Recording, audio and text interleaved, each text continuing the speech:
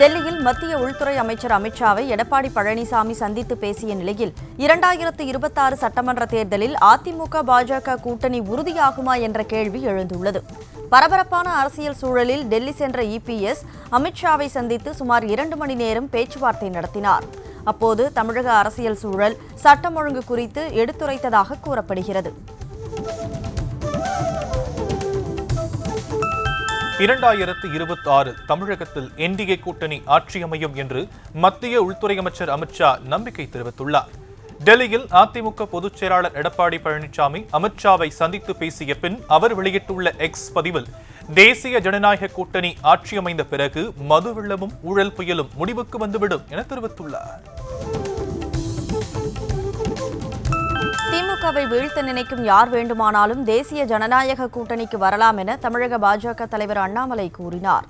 சென்னை எழும்பூரில் பாஜக சார்பில் நடைபெற்ற இஃப்தார் நோன்பு திறப்பு நிகழ்ச்சியில் பங்கேற்ற பிறகு செய்தியாளர்களிடம் பேசிய அவர், 2026 சட்டமன்ற தேர்தல் களம் வித்தியாசமாக இருக்கப் போகிறது எனவும் 5 முனை போட்டி தேவையா என அனைவரும் சிந்திக்க வேண்டும் எனவும் கூறினார்.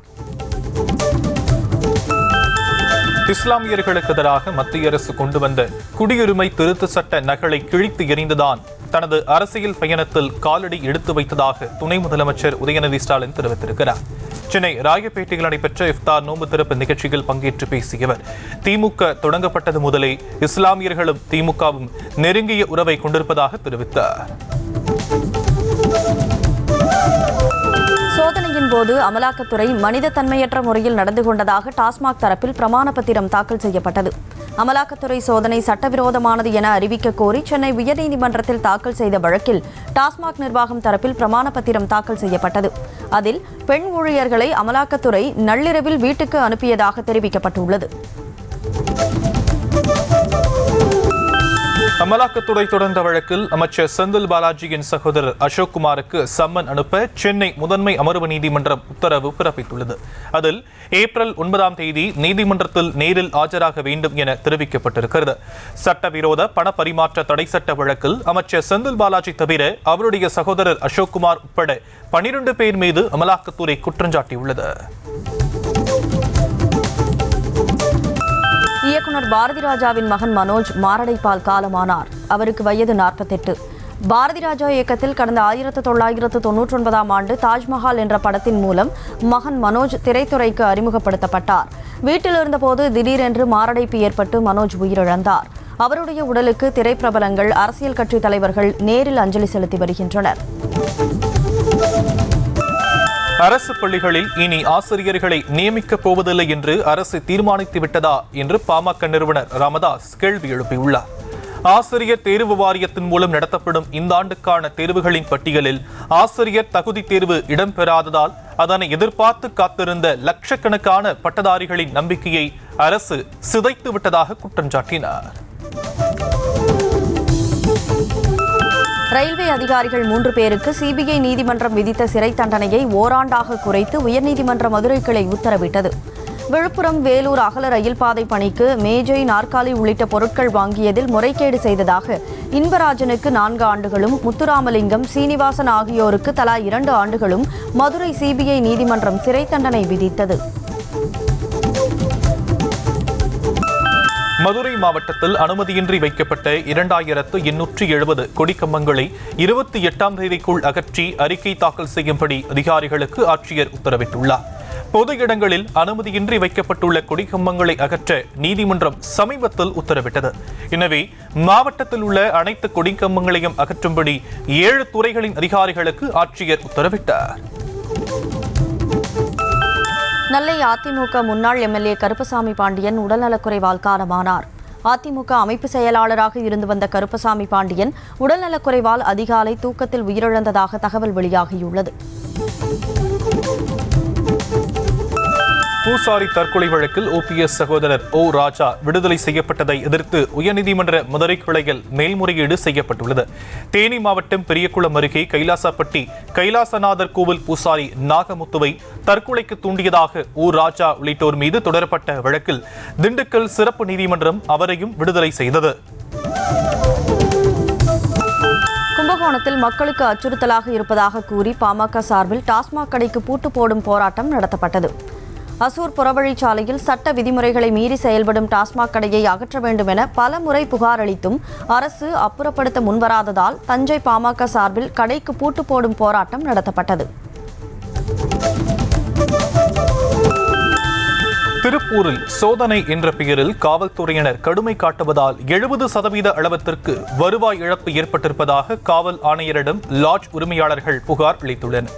திருப்பூர் மாநகர எல்லைக்குட்பட்ட பகுதிகளில் தனியார் விடுதிகளில் போதைப் பொருட்கள் சோதனை என்ற பெயரில் லாட்ஜ்களில் ஊழியர்கள் மட்டுமல்லாது அங்கு தங்கியிருப்பவர்களும் அலைக்கழிக்கப்படுவதாக குற்றச்சாட்டு முன்வைக்கப்பட்டது. ஒடிஷா மாநிலம் புவனேஸ்வரில் காங்கிரஸ் எம்எல்ஏக்கள் இடைநீக்கம் செய்யப்பட்டதை கண்டித்து இளைஞர் காங்கிரசார் போராட்டத்தில் ஈடுபட்டனர். சபையின் மையப்பகுதியில் போராட்டம் நடத்தியதாக 12 காங்கிரஸ் எம்எல்ஏக்கள் 7 நாட்களுக்கு இடைநீக்கம் செய்யப்பட்டு சபாநாயகர் உத்தரவிட்டார். இதற்கு எதிர்ப்பு தெரிவித்து இளைஞர் காங்கிரசார் பாடை கட்டியும் ஒப்பாரி வைத்து அழுதும் போராட்டத்தில் ஈடுபட்டனர். மகாராஷ்டிர மாநிலம் புனேவில் கடந்த ஆண்டு பறிமுதல் செய்யப்பட்ட 800 கிலோ போதைப் பொருட்களை பாதுகாப்பாக அழிக்க நடவடிக்கை மேற்கொள்ளப்பட்டு வருவதாக சொல்லப்படுகிறது. 8 கோடி ரூபாய் மதிப்புள்ள போதைப் பொருட்களை நீதிமன்றங்களின் அனுமதியோடு உரிய நடைமுறைகளை பின்பற்றி எரிப்பதற்கு நடவடிக்கை எடுத்து வருவதாக புனே காவல் ஆணையர் தெரிவித்துள்ளார். இது தொடர்பாக போலீசார் பயிற்சி எடுத்துள்ளதாகவும் அவர் தெரிவித்துள்ளார். தமிழ்நாட்டில் சுங்கச்சாவடி கட்டண உயர்வு அறிவிப்புக்கு ஆம்னி பேருந்து உரிமையாளர்கள் கண்டனம் தெரிவித்துள்ளனர்.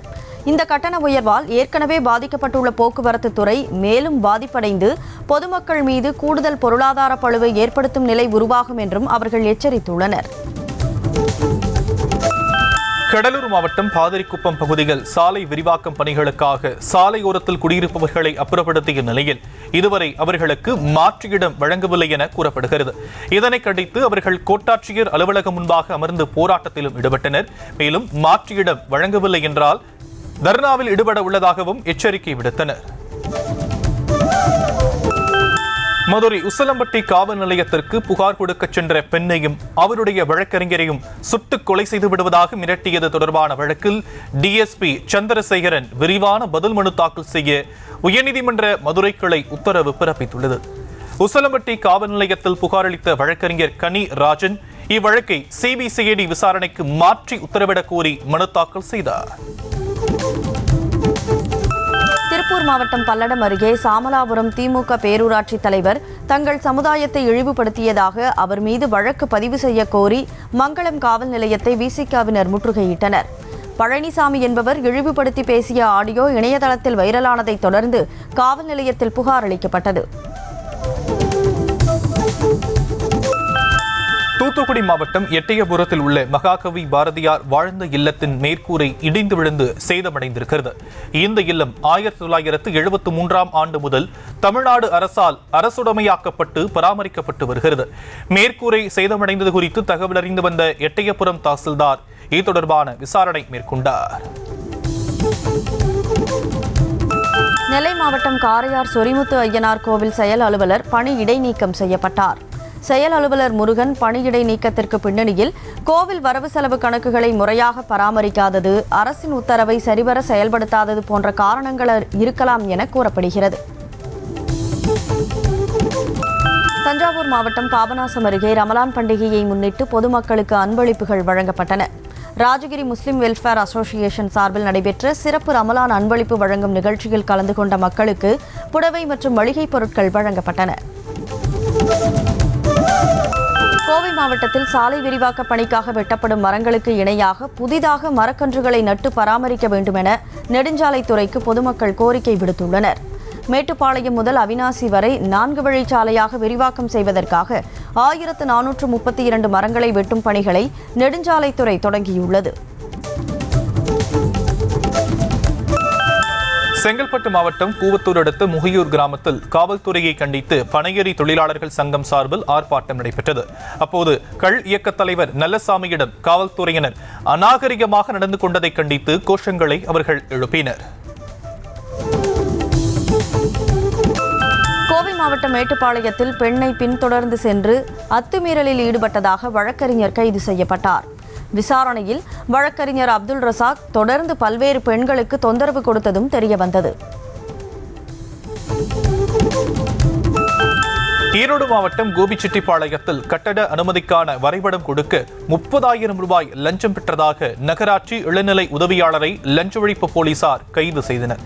வரைபடம் வேண்டி விண்ணப்பித்த வருண் என்பவரிடம் இளநிலை உதவியாளர் சுப்பிரமணியன் 30,000 ரூபாய் லஞ்சம் பெற்ற போது லஞ்ச ஒழிப்புத்துறை போலீசாரிடம் கையும் களவுமாக சிக்கியுள்ளார்.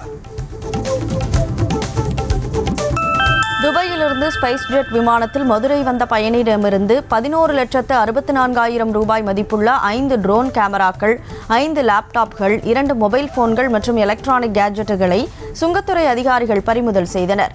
மேலும் அந்த பயணியிடம் அதிகாரிகள் விசாரணை மேற்கொண்டு வருகின்றனர்.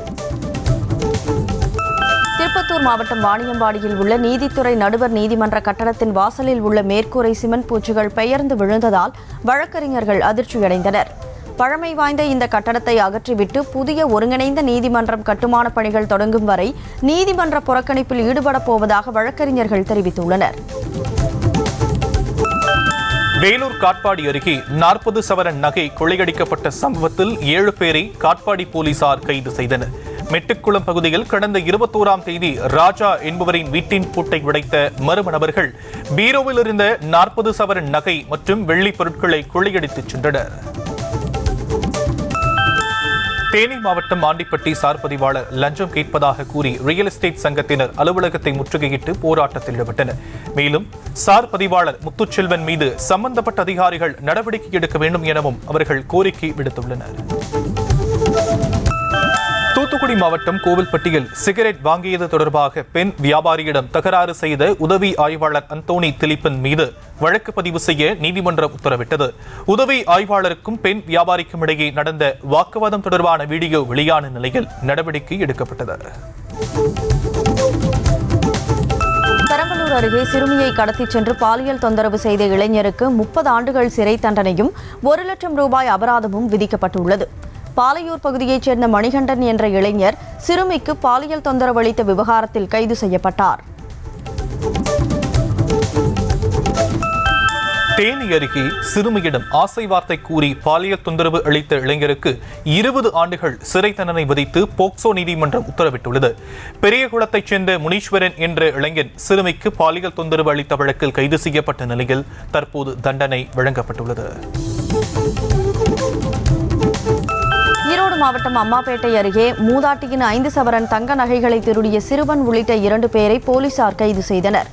பூதப்பாடியைச் சேர்ந்த காளியம்மாள் தலா 2 சவரன் எடையுள்ள தனது செயின், 1 சவரன் தோடு ஆகியவற்றை கழற்றி பர்சில் வைத்துவிட்டு தூங்கியுள்ளார். அப்போது நகைகளை திருடிச் சென்றதாக குதிரைமேடு பகுதியைச் சேர்ந்த ஐயப்பன் மற்றும் ஒரு சிறுவன் கைது செய்யப்பட்டார். சென்னையில் பெண்ணுடன் நெருக்கமாக இருந்த வீடியோவை உறவினர்களுக்கு அனுப்பி சஸ்பெண்ட் செய்யப்பட்ட காவலரை போலீசார் கைது செய்தனர். கோயம்பேடு போக்குவரத்து காவல் நிலையத்தில் காவலராக பணிபுரிந்த ஆனந்த் குடிபோதையில் தகராறு செய்து சிறை சென்றதால் சஸ்பெண்ட் செய்யப்பட்டார். இந்த சூழலில் இவருடைய நடவடிக்கை பிடிக்காமல் 2வது திருமணம் செய்யவிருந்த பெண் மறுத்ததால் அவருடன் நெருக்கமாக இருந்த வீடியோவை வெளியிட்டுள்ளார். கிருஷ்ணகிரி மாவட்டம் போச்சம்பள்ளி அருகே ஏரியில் மண் அள்ளுவதில் முறைகேடு நடைபெறுவதாக குற்றச்சாட்டு எழுந்திருக்கிறது. பாரூர் பெரிய ஏரியிலிருந்து விவசாய நிலங்களுக்கு மண் மற்றும் களிமண் எடுக்க அனுமதி வழங்கப்பட்ட நிலையில் அனுமதி சீட்டில் குறிப்பிடப்பட்டுள்ள எண்ணுள்ள டிராக்டர்களுக்கு பதிலாக வேறு எண் கொண்ட டிராக்டர்களிலும் பதிவெண்ணே இல்லாத டிராக்டர்களிலும் மண் அள்ளப்படுவதாக கூறப்படுகிறது. சென்னை குரோம்பேட்டை மற்றும் வேளச்சேரியில் ஓடும் பேருந்துகளில் பெண்களிடம் நகைப்பறிப்பில் ஈடுபட்ட பெண் உட்பட 2 பேரை போலீசார் கைது செய்தனர். திருட்டு சம்பவத்தில் ஈடுபட்ட கள்ளக்காதல் ஜோடியிடம் போலீசார் தொடர்ந்து விசாரணை மேற்கொண்டு வருகின்றனர். திண்டுக்கல் மாவட்டம் ஒட்டஞ்சத்திரம் காய்கறி சந்தையில் வரத்து அதிகரிப்பு காரணமாக கத்திரிக்காய் விலை குறைந்திருப்பதால் விவசாயிகள் மற்றும் வியாபாரிகள் கவலை அடைந்திருக்கின்றனர். ஒட்டஞ்சத்திரம் சுற்றுவட்டார பகுதிகளில் அதிக அளவு கத்திரிக்காய் விளைச்சல் கிடைத்திருப்பதால் 1 கிலோ 20 ரூபாய்க்கு விற்பனை செய்யும் நிலை ஏற்பட்டுள்ளது. மயிலாடுதுறை மாவட்ட ஆட்சியர் அலுவலகம் வாயிலில் உள்ள விநாயகர் கோயில் முன்பு பேருந்து நிழலகம் அமைக்க பொதுமக்கள் எதிர்ப்பு தெரிவித்து சாலையில் அமர்ந்து போராட்டத்தில் ஈடுபட்டதால் போக்குவரத்து பாதிக்கப்பட்டது. போலீசார் பேச்சுவார்த்தை நடத்திய பின் பொதுமக்கள் கலைந்து சென்றனர். நீலகிரி நீலகிரி மாவட்டம் கூடலூர் தேவாலா பகுதியில் 70 கோடி ரூபாய் மதிப்பில் மத்திய அரசால் அறிவிக்கப்பட்ட பூங்கா உதகைக்கு மாற்றப்பட்டதால் கூடலூர் மக்கள் அதிர்ச்சியடைந்துள்ளனர். மேலும் கூடலூர் தொகுதிக்கு ஒதுக்கப்பட்ட பூங்காவை அறிவிக்கப்பட்ட இடத்திலேயே அமைக்க வேண்டும் என்றும் அவர்கள் கோரிக்கையை விடுத்துள்ளனர். மாவட்ட அரசு தலைமை மருத்துவமனையில் மகப்பேறு மருத்துவர் இல்லை என செவிலியர்கள் கூறும் வீடியோ வெளியாகி அதிர்ச்சியை ஏற்படுத்தியுள்ளது. ராணிப்பேட்டை மாவட்டம் கிருஷ்ணாவரம் பகுதியைச் சேர்ந்த சுவாதி பிரசவத்துக்காக வாலாஜாபேட்டை மருத்துவமனையில் அனுமதிக்கப்பட்ட போது மகப்பேறு மருத்துவர் பணி முடிந்து சென்றுவிட்டதால் அடுக்கம்பாறை மருத்துவமனைக்கு அனுப்புவதாக கூறப்பட்டிருக்கிறது. திருப்பூரில் உரிய அனுமதியின்றி முறைகேடாக தங்கியிருந்த வங்கதேச இளைஞர்கள் 2 போலீசார் கைது செய்து புழல் சிறையில் அடைத்தனர். கருப்பக்கொண்டன்பாளையத்தில் உள்ள பனியன் நிறுவனத்தில் பணியாற்றி வந்த ராபின் ஹுசைன், இசாக் அலி ஆகியோரிடம் நடத்திய விசாரணையில் கடந்த ஓராண்டாக அனுமதியின்றி தங்கியிருப்பது தெரியவந்தது. திருவள்ளூர் மாவட்டம் கவரப்பேட்டை அருகே சென்னை கொல்கத்தா தேசிய நெடுஞ்சாலையில் ஏற்பட்ட விபத்தால் சுமார் 2 மணி நேரம் கடும் போக்குவரத்து நெரிசல் ஏற்பட்டது. சொகுசு கார் மீது டிப்பர் லாரி மோதியதில் ஆந்திர மாநிலம் சத்தியவேட்டிலிருந்து சென்னை மார்க்கத்திலும் சென்னை கொல்கத்தா தேசிய நெடுஞ்சாலை வழியாக வடமாநிலங்களுக்கும் செல்லும் வழித்தடத்திலும் போக்குவரத்து நெரிசல் ஏற்பட்டது. கேரள மாநிலம் பாலக்காட்டில் செல்போனுக்கு கவர் வாங்குவது போல நடித்து ஐபோனை திருடிச் சென்ற நபரை போலீசார் கைது செய்தனர். விற்பனைக்காக வைத்திருந்த ஒரு ஐபோன் மாயமாகி இருப்பதை அறிந்த கடை உரிமையாளர் சிசிடிவியை ஆய்வு செய்த போது ஊழியர் செல்போன் கவர்களை எடுத்துக் கொண்டிருந்த போது இளைஞன் ஐபோனை திருடியது தெரிய வந்திருக்கிறது. கருங்கடல் பகுதியில் போர் நிறுத்தம் மேற்கொள்ள ரஷ்யாவும் யுக்ரைனும் ஒப்புதல் அளித்திருப்பதாக அமெரிக்கா தெரிவித்துள்ளது. இதுகுறித்து வெள்ளை மாளிகை வெளியிட்டுள்ள அறிக்கையில் பரஸ்பரம் எரிசக்தி மையங்களில் தாக்குதல் நடத்துவதை நிறுத்துவது தொடர்பான செயல் திட்டங்களை அமல்படுத்தவும் அந்த நாடுகள் சம்மதித்திருப்பதாக குறிப்பிடப்பட்டுள்ளது. சிலி நாட்டில் ஒதுக்கீடு அடிப்படையில் மீன்பிடிக்க அனுமதி வழங்கும் திட்டத்தை எதிர்க்கும் போராட்டத்தில் வன்முறை வெடித்ததால் அங்கு பதற்றமான சூழல் நிலவியது. போலீசார் மீது கற்களை எறிந்து தாக்குதல் நடத்திய மீனவர்கள் கண்ணீர் புகை குண்டுகளை வீசியும் தண்ணீரை பீச்சியடித்தும் விரட்டியடிக்கப்பட்டனர். விடுதலை புலிகளுக்கு எதிரான இறுதிக்கட்ட போரின் போது மனித உரிமை மீறல்கள் ஈடுபட்டதாக இலங்கை முன்னாள் முப்படை தளபதி உள்ளிட்ட 4 பேர் மீது பிரிட்டன் அரசு பொருளாதார தடை விதித்துள்ளது. இந்த 4 பேரும் இனி பிரிட்டனுக்கு வர முடியாது எனவும் அவர்களுக்கு அங்கு சொத்துக்கள் இருந்தால் அவை முடக்கப்படும் எனவும் பிரிட்டன் வெளியுறவுத்துறை தெரிவித்துள்ளது.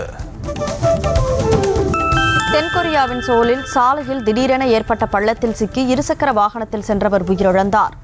மியோங்கில் டோங் பகுதியில் உள்ள ஒரு சந்திப்பில் தோராயமாக 20 மீட்டர் அகலமும் 20 மீட்டர் ஆழமும் கொண்ட பள்ளம் ஒன்று சாலையின் நடுவே திடீரென உருவானது. இந்த பள்ளத்தில் இருசக்கர வாகனத்தில் சென்ற நபர் ஒருவர் உள்ளே விழுந்து உயிரிழந்தார். ஐபிஎல் தொடரில் இன்றைய போட்டியில் ராஜஸ்தான் ராயல்ஸ் கொல்கத்தா அணிகள் மோதுகின்றன. அசாமில் இரவு 7:30 மணிக்கு போட்டி தொடங்குகிறது. இரு அணிகளும் தங்களது முதல் போட்டியில் தோல்வியை சந்தித்திருப்பதால் இன்றைய போட்டியில் வெற்றி பெற்றாக வேண்டும் என்ற முனைப்பில் இரு அணிகளும் களமிறங்க உள்ளன. இதனால் இப்போட்டியில் பரபரப்புக்கு பஞ்சம் இருக்காது என எதிர்பார்க்கப்படுகிறது. மாதவன் நயன்தாரா நடிப்பில் உருவாகியுள்ள டெஸ்ட் திரைப்படத்தின் ட்ரெய்லர் வெளியாகியிருக்கிறது. டெஸ்ட் திரைப்படம் கிரிக்கெட்டை மையப்படுத்தி உருவாகியுள்ள நிலையில் இந்த படத்தில் சித்தார்த், மீரா ஜாஸ்மின் உள்ளிட்டோர் நடித்துள்ளனர். இந்த திரைப்படம் வரும் ஏப்ரல் 4ஆம் தேதி நெட்ஃபிளிக்ஸ் OTT தளத்தில் வெளியாக உள்ளது. புதுக்கோட்டை மாவட்டம் பெருங்குடியில் உள்ள வேண்டிவந்த அம்மன் கோயிலில் பங்குனி திருவிழாவை முன்னிட்டு ஏராளமான பக்தர்கள் அலகு குத்தியும் பால்குடம் எடுத்தும் வழிபாடு நடத்தினர். மேலும் சிலர் கரும்பு தொட்டில் கட்டியும் நேர்த்திக்கடனை நிறைவேற்றினர். அதனைத் தொடர்ந்து நடைபெற்ற தேரோட்டத்தில் பக்தர்கள் வடம் பிடித்து இழுத்து வழிபட்டனர். காஞ்சிபுரம் குமரக்கோட்டம் சுப்பிரமணிய சுவாமி கோவிலில் நடைபெற்ற வெள்ளி தேரோட்ட விழாவில் அரோகரா பக்தி கோஷத்தோடு பக்தர்கள் தேரை இழுத்து சுவாமி தரிசனம் செய்தனர். முன்னதாக வள்ளி தெய்வானை மற்றும் முருகபெருமானுக்கு சிறப்பு அபிஷேகம் நடைபெற்ற நிலையில் தேவியருடன் முருகபெருமான் வெள்ளித்தேரில் எழுந்தருளி பக்தர்களுக்கு அருள்பாலித்தார்.